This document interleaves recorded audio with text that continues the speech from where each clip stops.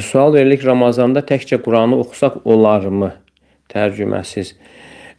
Quranı çox oxumaq olar bu formada tək Quranı, amma müəyyən bir vaxtda ayırmaq lazımdır ki, onu mənası ilə oxumaq. Yəni oxuyub mənasına baxmaq, o baxımdan ki, yəni insan tədəbbür etsin və daha da imanının artmasına səbəb olur. Çünki insan onun mənasına baxıb düşünərsə, imanının artmasına, yenilənməsinə, təzələnməsinə səbəb olur. Sual verilir ki, səcdə ayəsi gəldikdə səcdə bir dəfə yoxsa namazda kimi 2 dəfə edilir? Bir dəfə edilir. Səcdə, tilavət səcdəsi bir dəfə edilir. Sual verilir ki, qaş alana da, aldırana da lənət olsun hədisi səhihdir. Bəli, bu hədis səhihdir. Hətta İbn Məsud radiyallahu anhu deyir ki, yəni Allah Teala yəni qaş alanı və aldırana yəni belə ki, necə mən Allahın Rasulunun lənətlədiyini lənətləməyim və o da Allahın kitabındadır və bir qadın, yaşlı qadın İbn Məsud radiyallahu anhə deyir ki, mən Quranı əvvəlindən axırına dək oxumuşam, yəni Quranda elə bir şey görməmişəm. Yəni qaş alan və aldıran lənət olsun deyə. Və İbn Məsud radiyallahu anhu deyir ki, əgər sən Quranı yaxşı oxusaydın görərdin.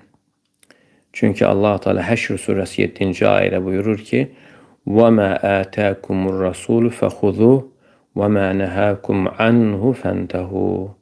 Yəni Peyğəmbər sizə nəyi verdisə, onu götürün və nədən çəkindirdisə ondan çəkinin. Yəni Peyğəmbər sallallahu aleyhi və səlləmin çəkindirməsi Allahın çəkindirməsidir və onun nəyisə əmr etməsi Allahın əmridir. Çünki Peyğəmbər sallallahu aleyhi və səlləm özündən heç nə demir. Və sonra deyir ki, mən görmüşəm ki, sənin yoldaşın da qaşını alır.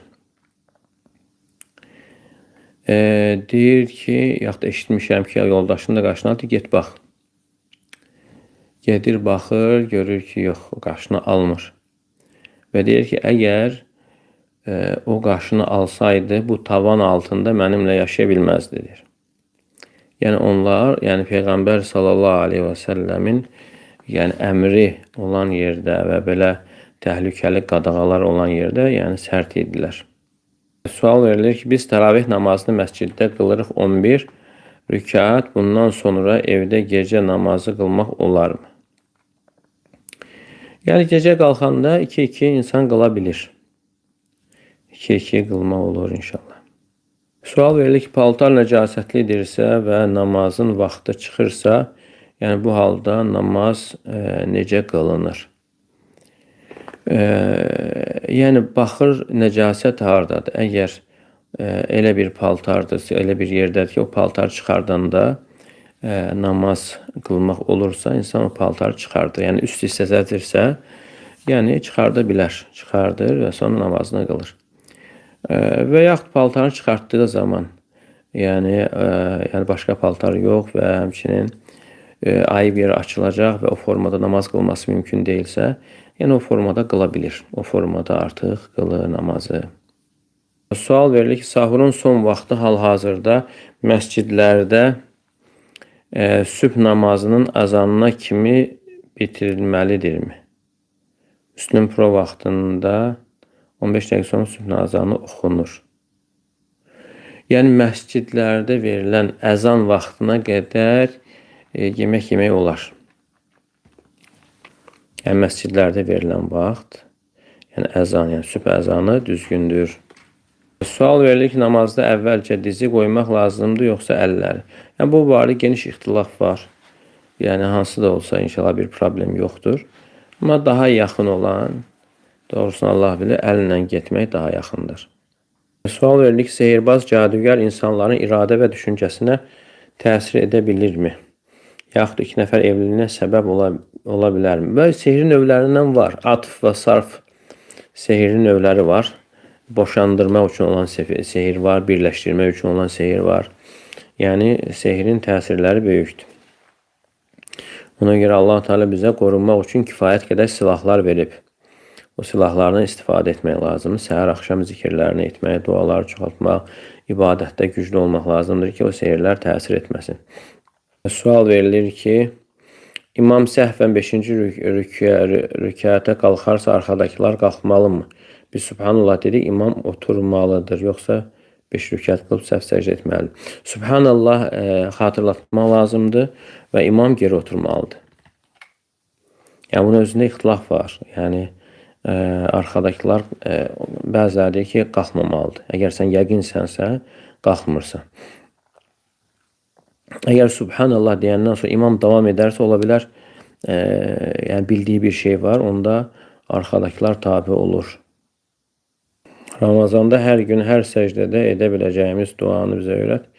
Yəni dualar çoxdur. Yəni Peyğəmbər s.ə.v etdiyi əsas çox dualardan Rabbənə ətinə fid-dunya həsənə və fil-əxirət həsənə və qina əzəbənnar və həmçinin əhatəli dualardan Ya Hayyu Ya Qayyum bi rəhmətikə əstəğith aslih li şəni kullə və la təkilni ilə nəfsi tarfətə ayn və həmçinin Allahumə ə'inni alə zikrikə və şükrikə və hüsnü ibadətik, yəni bu duaları etmək olar. Amma Qədir gecəsində isə Allahumə innəkə afuvun tuhibbul affa fa'fu anni. Sual verilir ki, qızın başını bağlamaq istəyir, yoldaşım icazə vermir. Qorxudur ki, mən gedərəm, bağlasan, bu nə qədər düzgündür. Yəni bir şey bilməliyik ki, yəni Allaha asi olan bir işdə itaat yoxdur. Əgər qadağan edirsə, onda evdən çıxmamalıdır. Əgər qadağan edirsə, deyə bilər ki, onda evdən çıxmır. Əgər evdən çıxıramsa, başımı bağlamalıyım. Çünki bu Allahın əmridir. Peyğəmbər sallallahu aleyhi və səlləm buyurur ki, Lə ta'ətə li məxluqin fi məsiyyətil xaliq, yəni xaliqə, Allaha asi olan işdə heç bir məxluqa itaat yoxdur. Sual verilir ki, əskərlikdə 2 il Ramazan ayında oruç tuta bilməmişəm, cəmi 10 gün tuta bilmişəm, burada isə 10 gün qaza tutmuşam, Ramazan ayı yaxınlaşır, mənə etməliyəm. Yəni bu Ramazanı tutursan və ondan sonra yəni gələn Ramazana qədər yerdə nə qalıbsa onları gərək qəza edəsən. Sual verilir ki, hər gün dayanmadan zikr etmək yaxşı, yoxsa bəlli bir vaxt, məsələn 1 saat ya da yarım saat. Yəni bəlli olan zikirlər var, səhər-axşam zikirlərdir. Ondan sonra da gün ərzində insan nə qədər bacarır, Allahı zikr edə bilirsə, bir o qədər də insan üçün xeyirdir, fəzilətdir, onun üstünlüyüdür. Yəni qiyamət günü yəni daha çox insana savab qazandıran yüngül əməllərdən elə